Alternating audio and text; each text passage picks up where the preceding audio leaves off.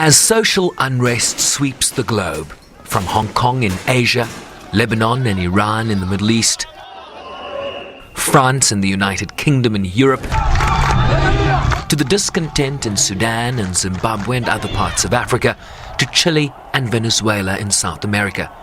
This 350-page report argues that inequality is a common thread and could be a blueprint on how to tackle development in the 21st century.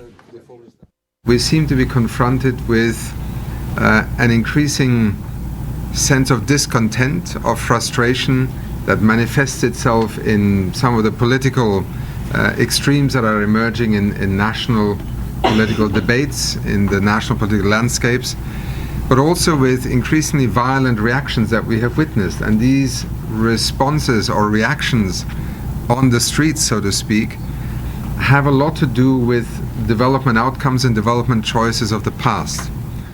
Achim Steiner and the authors of this report argue that this is not a story of development failures, quite the contrary, in that development has delivered success stories, including bringing millions of people out of dire poverty.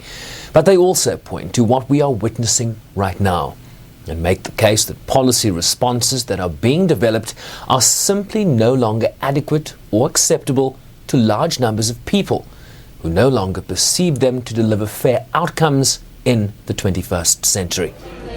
The report argues that new generations of inequalities are opening up around education, around technology and climate change, that if left unchecked could trigger a great split in societies everywhere. Inequalities in all dimensions of human development are still high. Inequalities are high and widespread.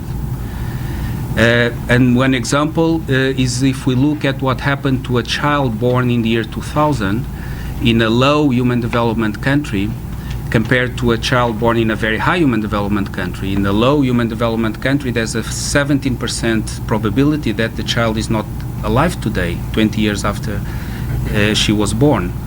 While in a very high human development country, there's only 1% chance that that child is not alive today. And more than half of the children born in the year 2000 in a very high human development country are in higher education today, while only 3% in a low human development country are in higher education today. So inequalities in human development remain high and widespread. The report analyzes inequality in 3 steps: beyond income, beyond averages, and beyond today. Understanding inequality and also framing responses to that phenomenon at local, national and international level, because at all 3 we are challenged, requires us to think beyond income. It's not the economy anymore, stupid. It is much more complex. And it may have been in the 1980s, but it certainly will not answer to the phenomena we are witnessing every night on our television screens and we can read in newspapers about what is happening and how people are reacting.